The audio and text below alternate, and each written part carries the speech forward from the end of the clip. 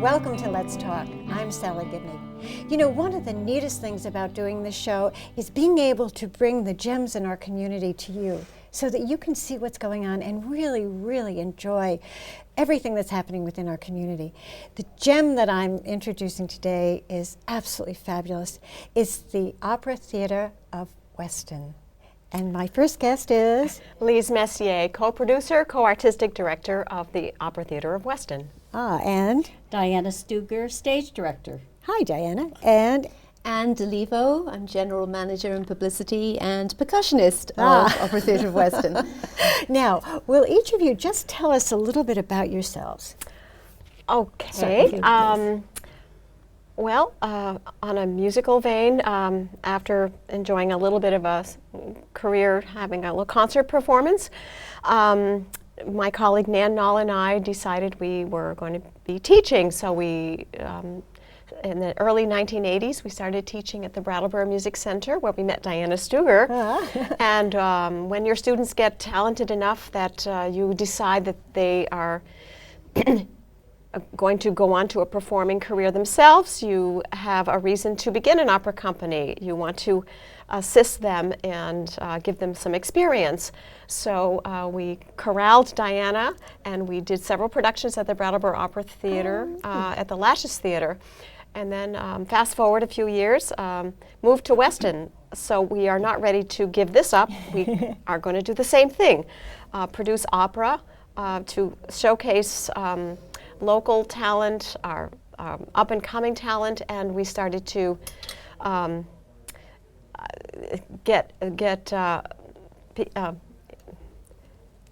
just evolve. Just evolve. But you know what? Evolve and attract some more professional singers Which is along exciting. the way. But I want to know a little bit about you. Where did you come? I am a native Vermonter. I'm from Barrie, Vermont. Are you? Yes, I am. My parents still don't understand why I got into classical music after being brought up on country and western music, but that's another story. It was in high school where you get introduced to, it just takes one or two people to introduce you to something, and I was presented with an opera repertoire book for soprano by my English teacher in high school, and I thought, wow, is this cool or what? I went through every single aria, having no business singing Visi d'arte, but what did I know?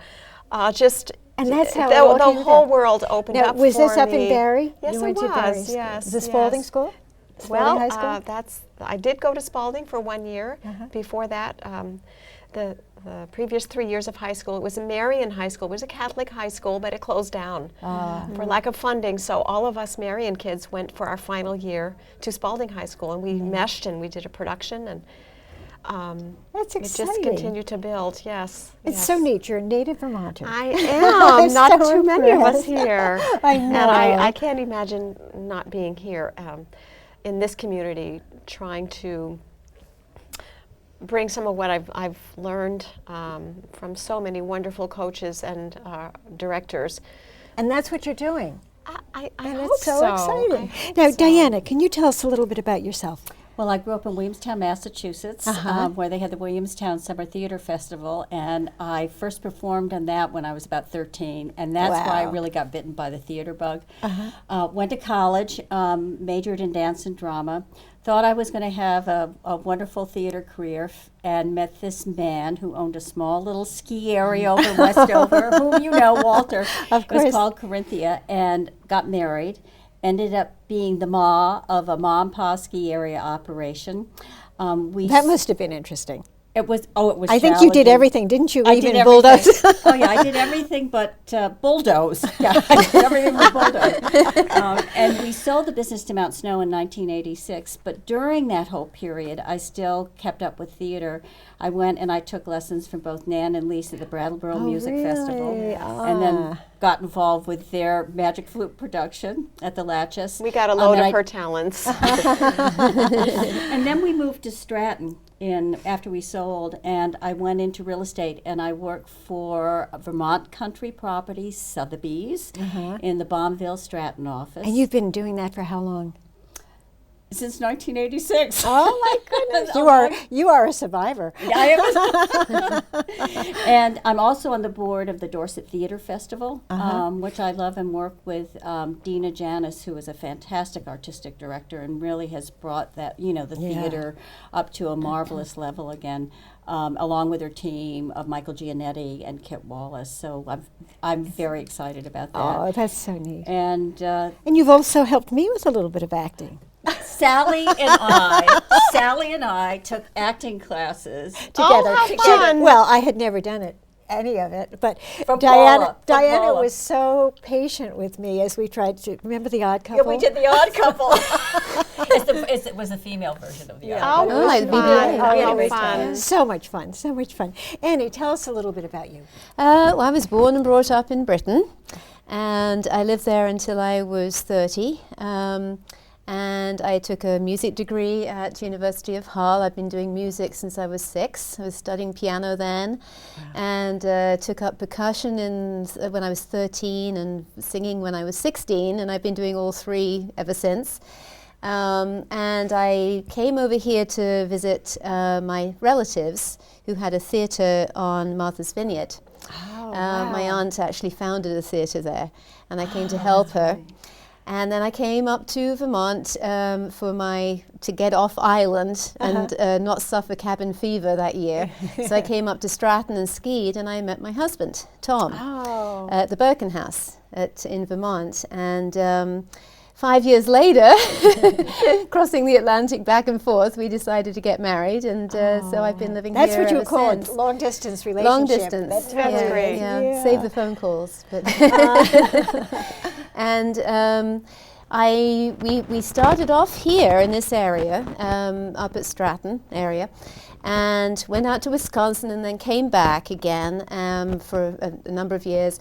And I came to be the general manager of the Weston Playhouse theatre company with Steve and Mal and Tim. And I got in touch with Lise around the same time and offered, that I'd love to sing. And I gave her my resume and it said percussionist on it. And they said, actually, could you play percussion in the orchestra? And I said, I would love to. So that's how I got involved with Opera Theatre What was that West. first production that we did? Do you remember? I did Hansel and Gretel. Hansel was and the first one that I did. And I remember Jenna and Caitlin, she's going to kill me for this, but they were sitting in the audience. They were These are your 2 3 years daughters. old. These are my your daughters. twins, my 2 daughters. And they were sitting in the audience watching Hansel and Gretel. And it was their very first time in the Weston Playhouse, very first time seeing opera. And I had played a little bit of the music to them, so they knew the story. And when one of the arias about the angels, when at night I go to sleep, I think it was, the prayer song, and there was Jenna in the audience with her hands clasped, and I thought, oh my gosh. And it doesn't matter she's how been young influenced she is. highly by Opera Theatre Weston. Now, you're also very active, though, as far in the community. I mean, you do music, you teach me. I know.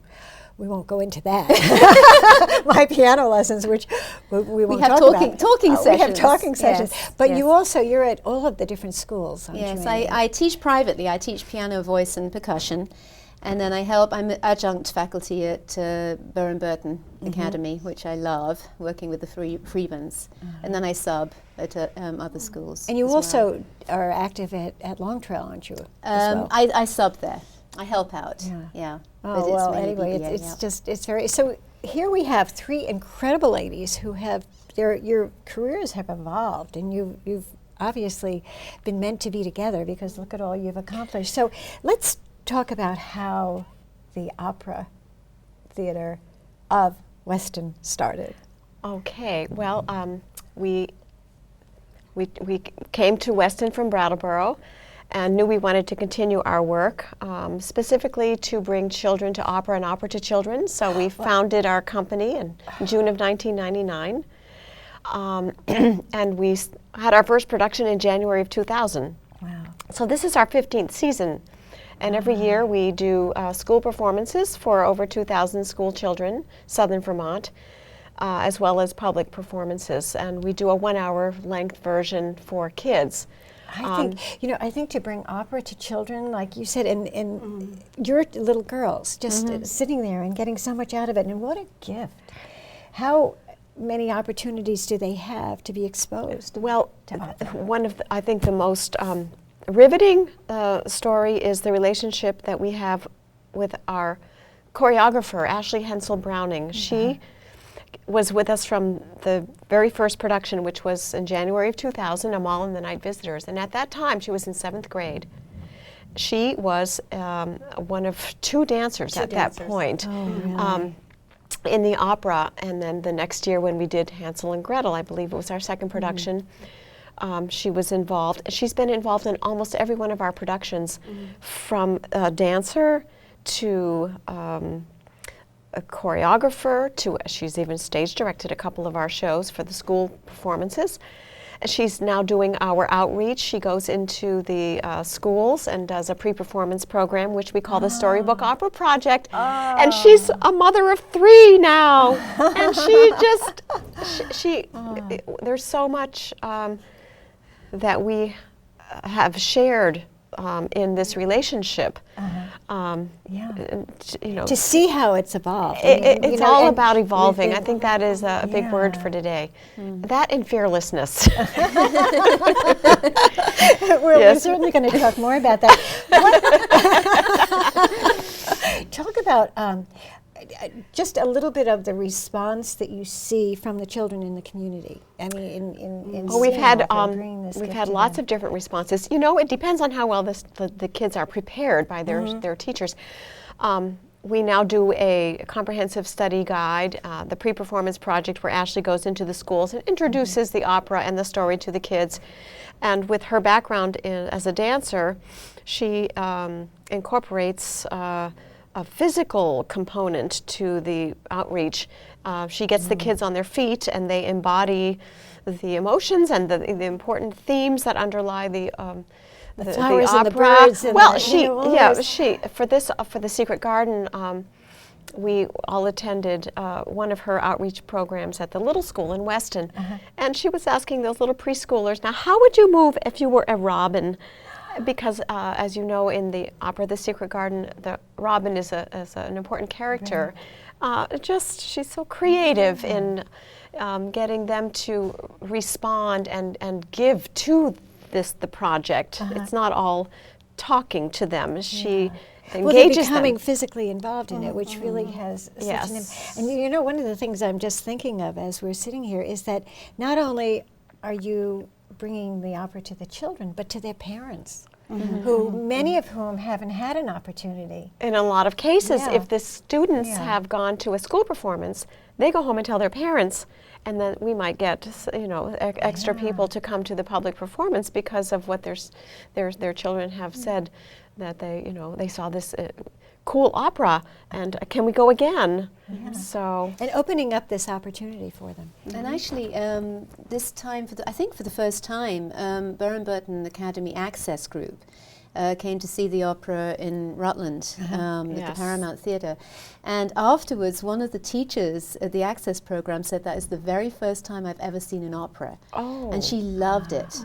She loved it. And she said, I'm going to come again, Oh, great. And that's what it's all about. Yes. And that is exactly what it's all about. There's the gift that you are giving to our community. And I think many in our community aren't even aware of what's going on. So it's not often the case where you get to go to an opera here in Southern Vermont. Exactly. And it's just, the Secret Garden was absolutely phenomenal. I mean, it was just the most incredible production. And we're going to show you a little bit of this production, and then after that we're going to talk about how this happened. Okay, so sit back and enjoy.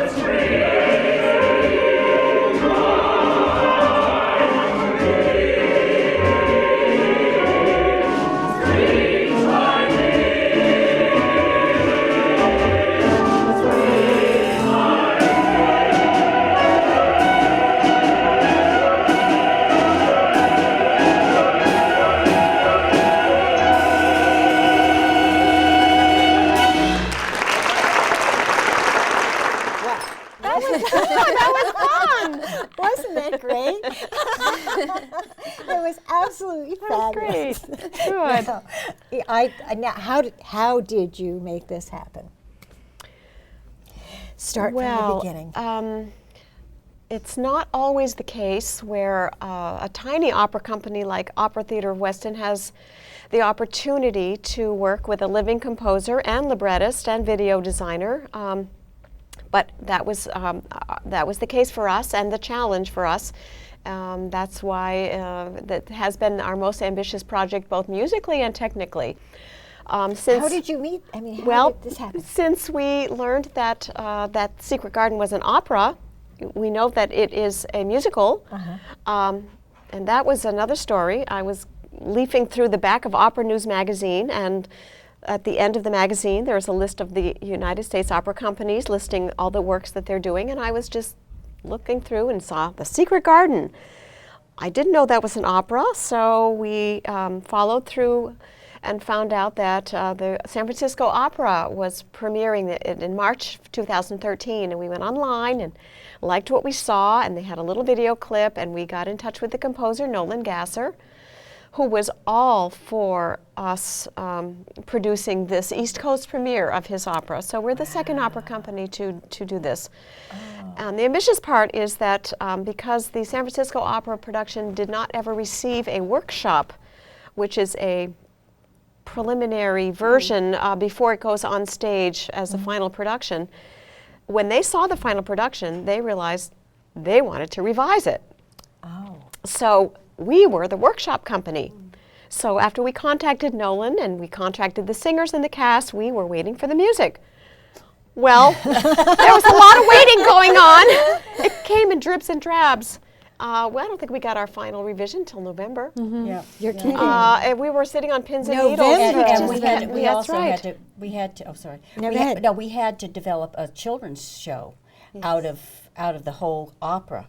55 minutes. So Lisa and I were meeting every week, and we were going through the revisions that we had, but we were really wondering whether we were going to get the final ones, because we had to kind of put it together in the end. And how did you do that? I mean, that's interesting, because we had a version of it. We had a musical version of it, and we had a video version of it.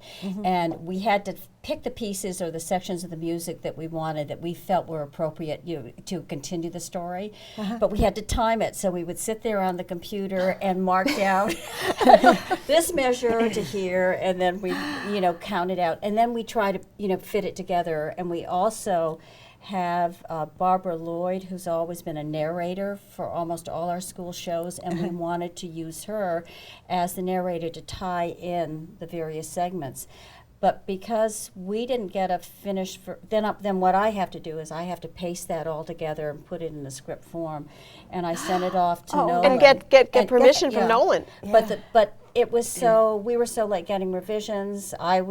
Which made me late getting that off to him, that he never really had a chance to go through it until he arrived in Rutland. So the day of the morning of the performance, the school show version, Angela, our musical director, came in, and she said, "Okay, Nolan and I stayed up to 2 a.m. last night, and we have some revisions that we want to add." And this was the day of the first school performance. Oh my goodness.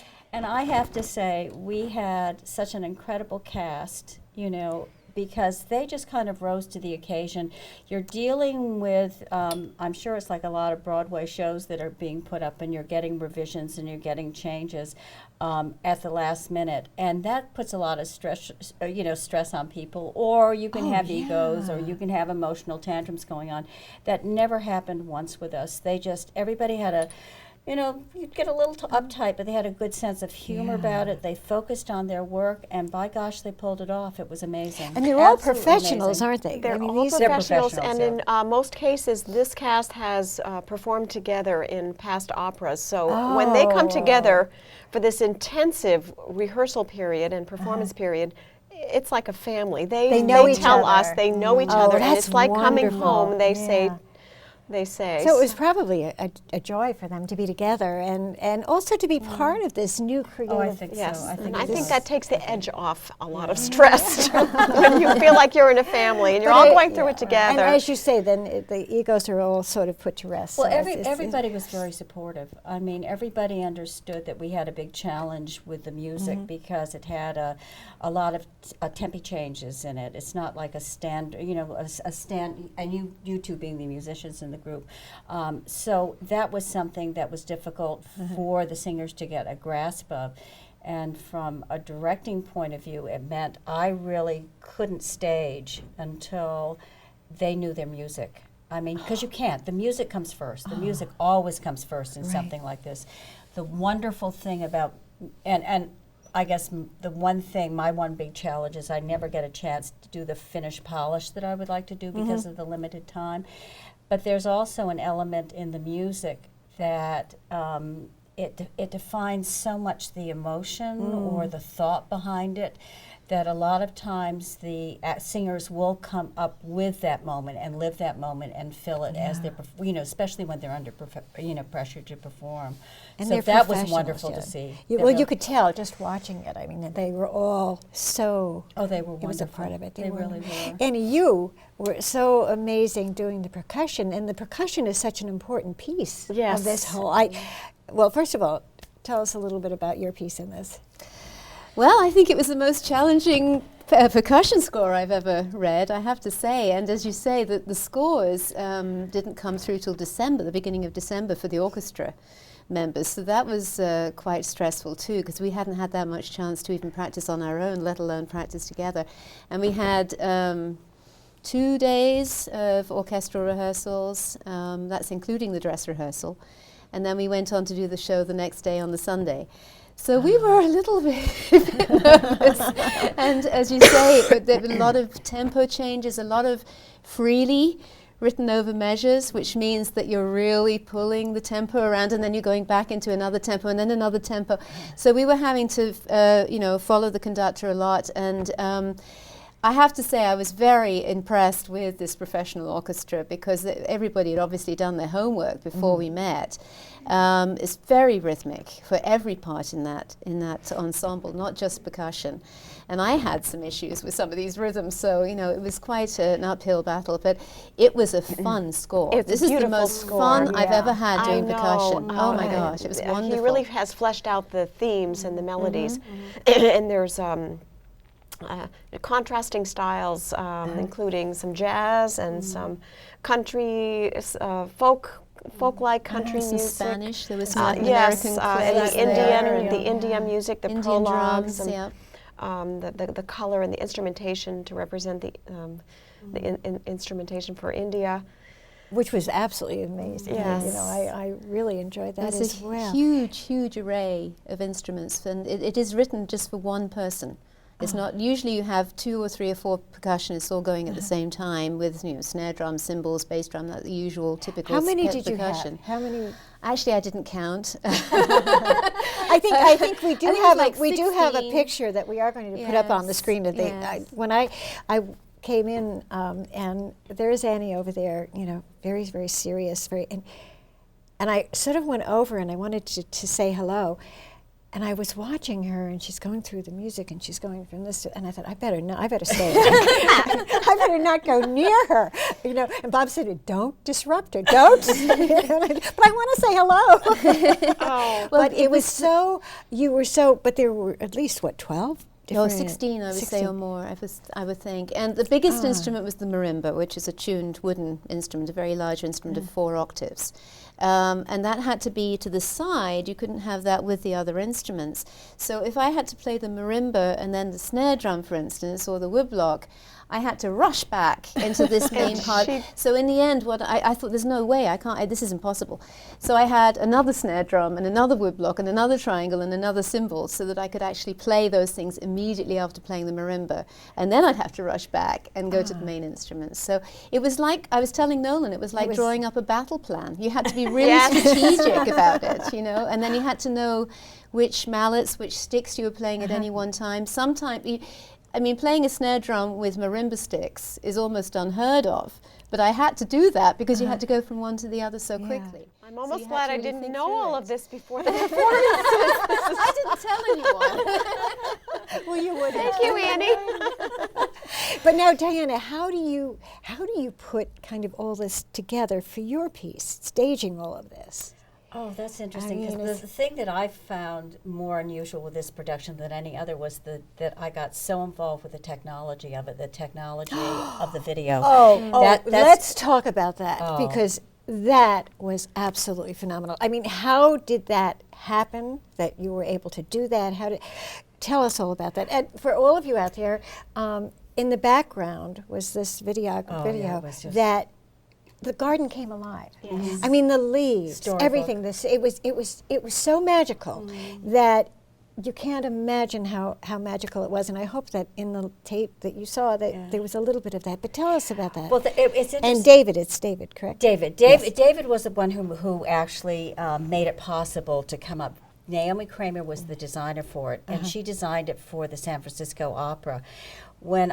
Because I'm not as musically gifted as these two people are, and because I had done the musical version of Secret Garden before, I kind of came to the opera with that in the background, and I never really heard the music. I heard it on a very rough performance tape, but CD. But then when I saw this kind of and it was just a rough performance DVD, and saw the video in the background, I said, we have to do this with the video. We just have to do it, because this is the magic behind it. Oh, and it was magic. So what San Francisco had is, I don't know how I can explain this. It's like they had a cyc in the back where they had the main projections, and then they had various legs that came down from the back of the stage to the front, on which she projected other images. So she had multiple projections going on, including some bushes, some shaped bushes on the stage. We didn't have that ability. We didn't have the budget for it either. So we just had the cyc in the back, just the one screen in the back. So what she did, made a composite, and she chose the composites to put that one projection on backstage. And when you talk about it moving, she always wanted to have, in the garden, she wanted to have a wind, because she didn't want it to be a static video. And even in some of the bedroom sequences, if you look at the wallpaper, you'll see in the back some movement within the wallpaper.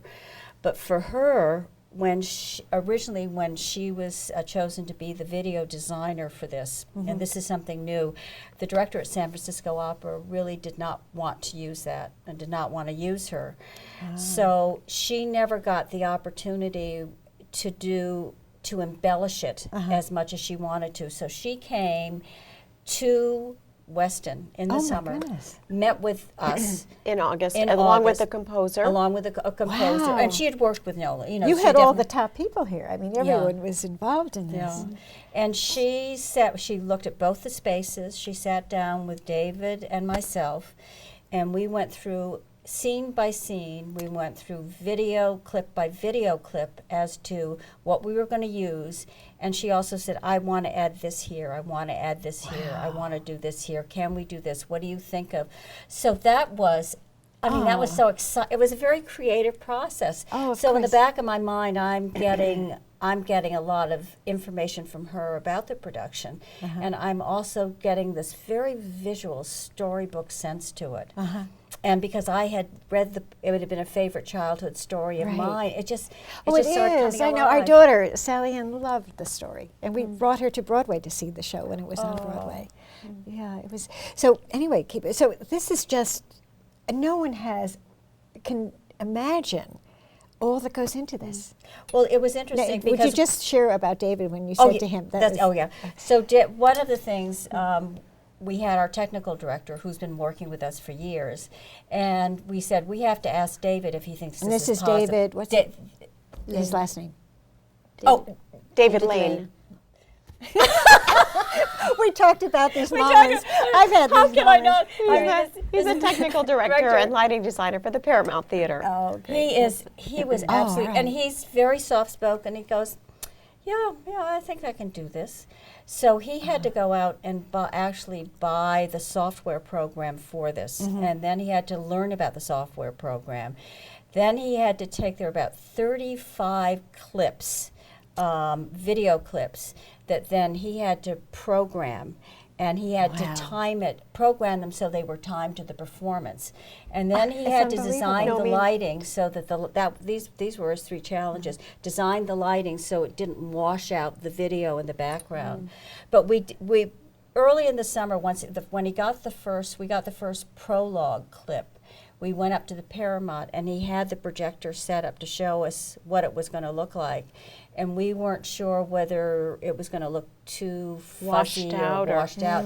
But you could, right away, it was like, oh, this is just... This is it. We made the right decision. Oh, it was just, it was magical. It was just magical. Well, it was interesting because one of the challenges we had up until the last minute was that he was working from a soundboard in the back and had put all the cues into the soundboard, which is the video cues and the lighting cues. And the video cues went down to a computer that was by the offstage right via wireless. So during rehearsal period, he sat with me with the computer while we're rehearsing the scenes in the fellowship hall at Grace Church, and I'm watching the videos and we're watching the rehearsal, and everything is jiving just perfectly. We get up onto the stage and we're rehearsing, we're going through our tech rehearsal, and all of a sudden the videos are out of sync. Oh no. And didn't really know what it was, but David is just so calm. He said, let's just run the tech with the lights. He said, I'll stay up late and I'll figure this out. And what it turned out, somebody who's more computer-wise than I am, there was something about trying to feed into the wireless where it wasn't always picking up a really strong signal. It is Vermont, after all. Exactly. And I think that was part of the problem. And plus the lighting cues were overriding the video cues. So he eventually had to move everything down to offstage right. And run the show from there. So he couldn't really see, he could see it from the side, but he couldn't. And it worked beautifully. Unbelievable. I'm sorry he wasn't able to join us today. I'm sorry because it would have been fun to hear he deserves so much credit Yes, for he making does. that. Bless you, David. Yeah. It gave such a beautiful polish, and professional look to the show. It was wonderful. It was great. Wonderful. And you had children in the show as well. There were little dancers. Yes, in the score, there is no music set aside for animals. But we knew we wanted to have children in the opera because when you have children in the audience and they see children on the stage, absolutely, there's a light bulb goes off, and there's so created 5 animal roles taken from the actual story, particularly the robin who helps Mary Lennox find the key to the secret garden, who was our dancer from the Springfield Dance Factory, and the other animals were local children, not in any singing role, but they were adorable, though. But very prominent. We chose the robin because it originally, in the original version, it was a video projection, and it could move, if you're a singer and if you just have to sing upstage to it, it just wouldn't work for us. When you have different legs that the robin can come down to, she could turn to here, she could look here. So it just became obvious that we needed a character and to have it as a dancer. And because it's such an important character, you really want it to be something that's alive. I mean, the robin is so important to Mary. And I think Nolan said at the end of seeing our show, I don't know why I didn't think of this as before. Both Carrie and I think being the workshop production for him gave him a chance to have new creative ideas, and the opera is still continuing to evolve. I know one of the characters, he originally scored for soprano, was Susan Sowerby, sung in our production by a mezzo-soprano. So he had to rewrite a few of the notes down lower to make it more comfortable for her. And he has agreed now to change the role to a mezzo-soprano because he likes the contrast and the color contrast in the voices between the brighter soprano and the more. And it is also because the mezzo voice, she's such a nurturing character. The mezzo is so rich and so it was just, her aria was just exquisite. Those of us who are just the audience have no clue. Or there's no way you have any idea of what goes into this. And each piece, it's absolutely phenomenal. I love the little children dances, because I do think that, as you say, you're really presenting opera to children. As over accessible. 2,000 It's accessible that 2,000 they children. can do this. They see, I can do this. I think I want to do this. Yes, and I like this music. Yes. You know, it's beautiful. oh, It's just That's the thing that's so interesting about it, because we talk about the music being challenging and the tempo, and yet as an audience, when you're sitting there and you're listening to it, and I really discovered it in the rehearsal process when our musical director, Angela Gooch, and she gets a lot of credit for pulling this all together. Yes, all of a sudden I started to hear it, and it was so easy and so melodic. It sounded effortless. I still have melodies going through my I head. do I do too. too. Yes, I'm still singing I'm them. sure. I come back to this all the time. But I think exposing our children to this is such an incredible gift. If there's, there's so much. It's a gift to all of us in the community, but for our children, it's just the most beautiful thing that we can possibly do. And that was my stomach. Excuse me. But now, is there anything I wanted to? Just get a little bit of your take on the experience. And then after that, I'm going to ask you, how do you pull this off? I mean, how do you, bringing in all of these professionals and, having it being a workshop for this wonderful, wonderful project. And how do you do this, and how do you keep going as an organization? And so first, is there anything else you just want to share about the show or the experience, or? For our most ambitious project, not having had the opportunity to work with a composer and librettist and really collaboratively, this has been so inspiring and rewarding. We've had Nolan has been supporting us all the way, and I think we have. I would like to think that we have helped him.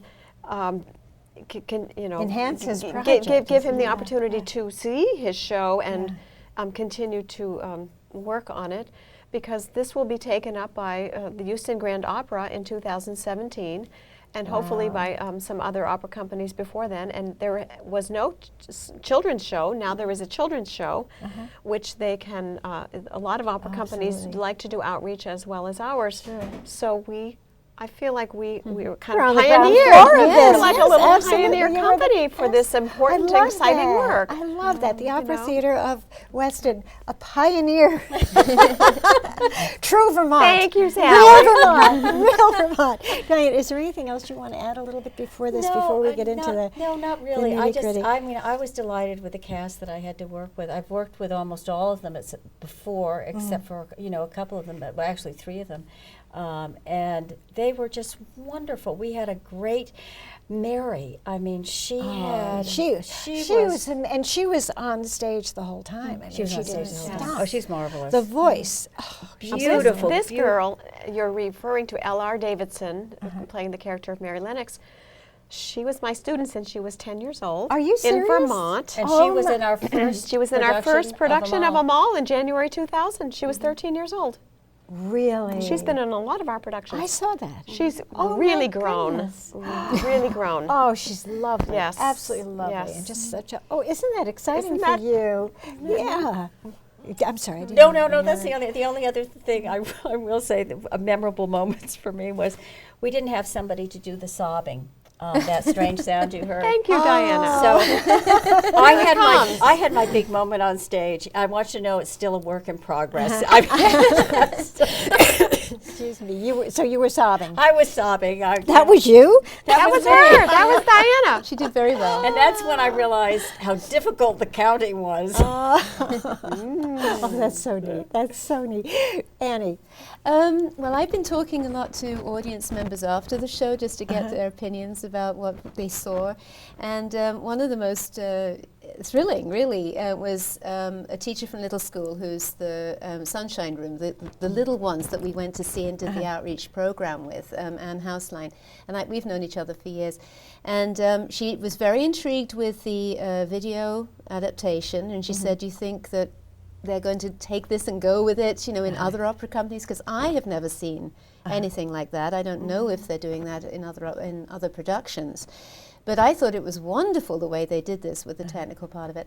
And also, she said that all these little girls and boys, like 3 years old or 4 years old, were still talking about the opera that they saw a few days after they'd seen it. And I said, that's what this is all about. Of course They loved it, every moment of it. Yeah. I will say one other thing about it. Usually when we do an opera, there are moments when the children's audience gets a little restless.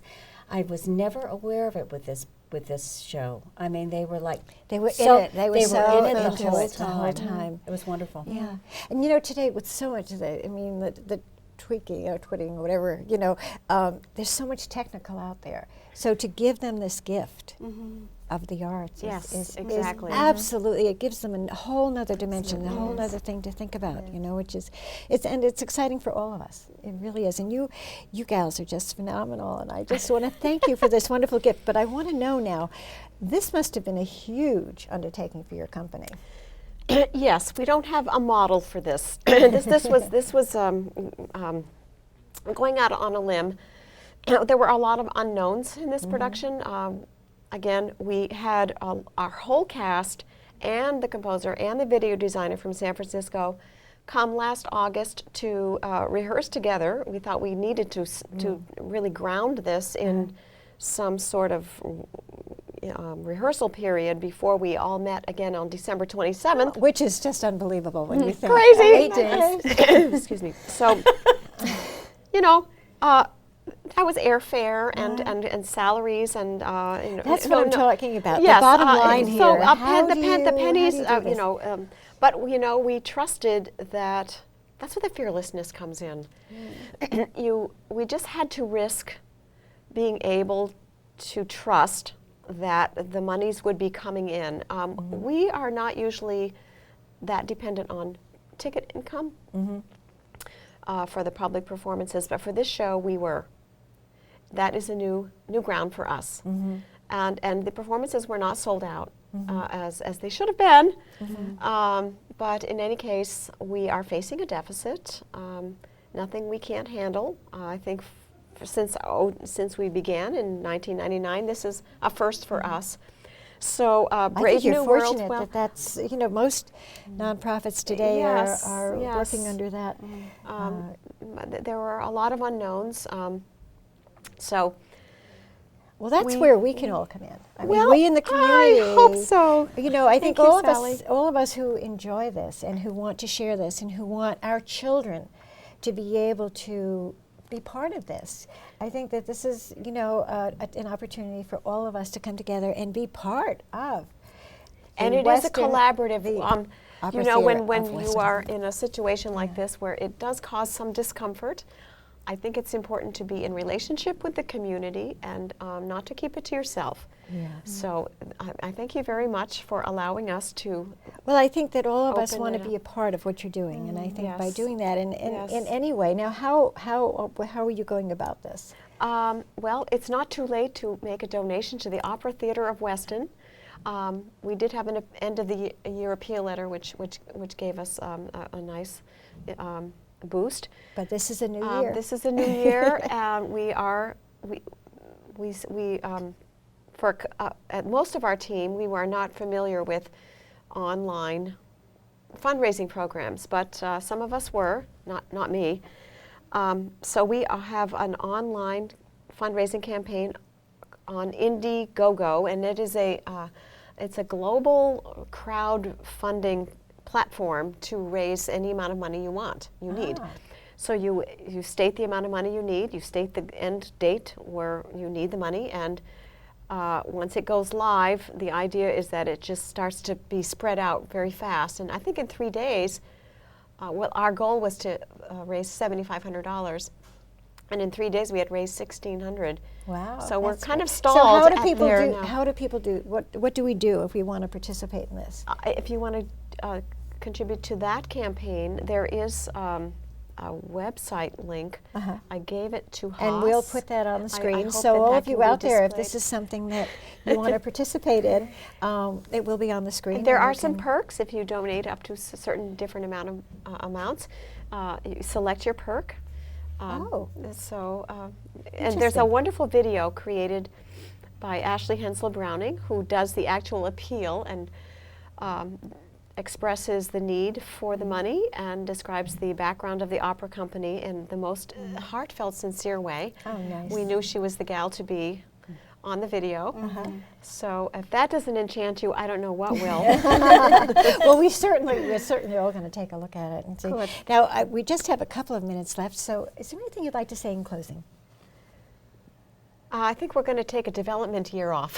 I hate to say that, but we would, before we would announce a new production, we would have to have some seed money But you're going to keep to going. launch. We're going to keep going. Absolutely. Yes. And Well, so we're doing some more fundraising this year. And you'll come up with something else. That's right. Well, That's thank you right. for So all you do. Thank you, Sally. Diana, would Thank you you, like to Sally. say anything in closing?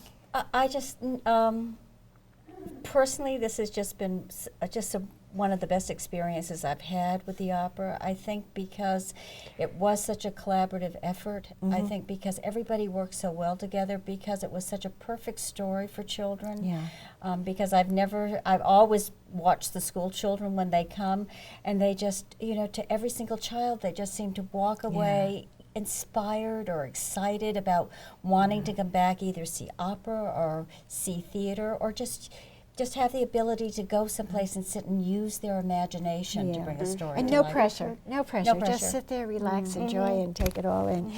Annie, is there something you'd like to? Well, I'm going to put my publicity hat on now and say that there's been a lot of people. We have a Facebook page for Opera Theatre of Weston, and obviously a website. Whoops, excuse me. And is that going to be okay? Yeah. And so I'd just like to say, go and visit the Opera Theatre of Weston website and see what we're all about, and see the pictures up there that we've got, the stills, and on Facebook page as well. And if you didn't get a chance to see it, and a lot of people have said, oh my gosh, I wish I'd seen this opera, we do have a DVD that we can sell if they would like, and if they go on the Indiegogo page, they can get a DVD as well. That's one of the perks for giving. So the DVD, and possibly maybe even it could be shown through GNAT TV. We'll see. that's a Haas possibility too, yes. wants to check. We'll check that out and see if that's possible, because it would be a wonderful gift to the community. Right, Yeah, right. It would be just And great. any amount will do. You do not have to give $1,000, $5. The smaller amounts, that would be fine. They all add up. They definitely do add up. It does. Absolutely. It really was. Well, I want to thank each of you so much for being here. This has been so Sally, much fun. thank you. And thank you for the production. It was such a joy. My husband and I totally enjoyed it. And you could tell from the people around how much they enjoyed it. So you have been and are a gem in our community. Thank And you. for all of you out there, I hope you enjoyed this, and I hope you have been bitten by the bug, and that you will go and check out the Opera Theatre of Weston.